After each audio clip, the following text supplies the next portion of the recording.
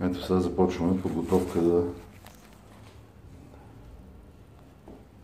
влизане в така наречения галабарник. Въздушна фуга на покрива.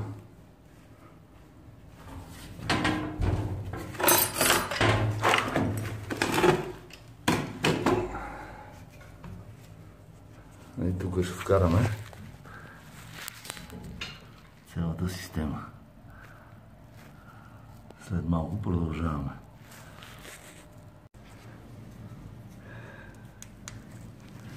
И оборудвали сте се. Пренесли сте цялата система вътре.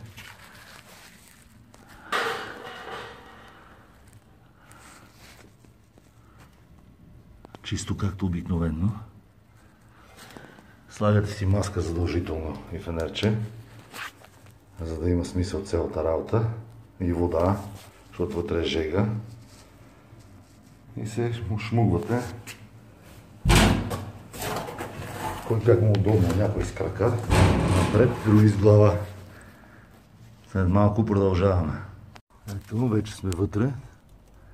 Височината е горе-долу около 80 см, грубо казано. И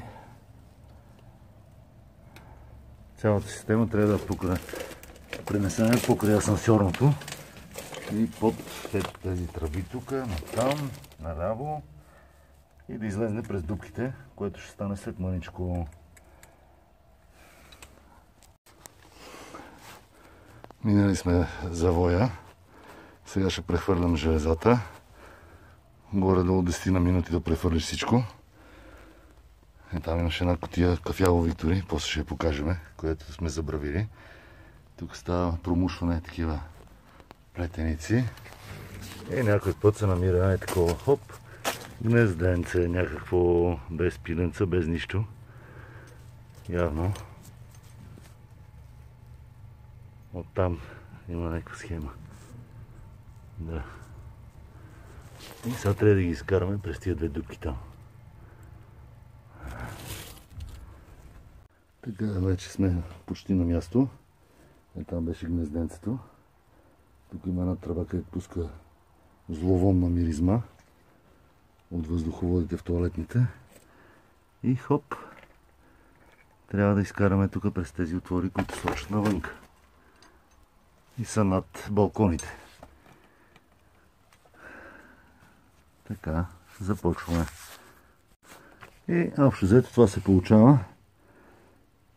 Краката на скелето и половин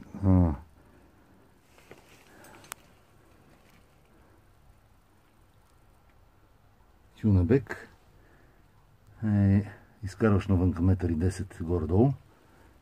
Тия железа са дълги 2,20 м, така че вътре са горе-долу 1 метър. В момента е повече, защото трябва да се пусне въжето отвънка през макара. И изкарваш го и горе-долу един час цялата процедура. 2 човека, малко по-бързо. После ще снимаме финалния вариант отвънка.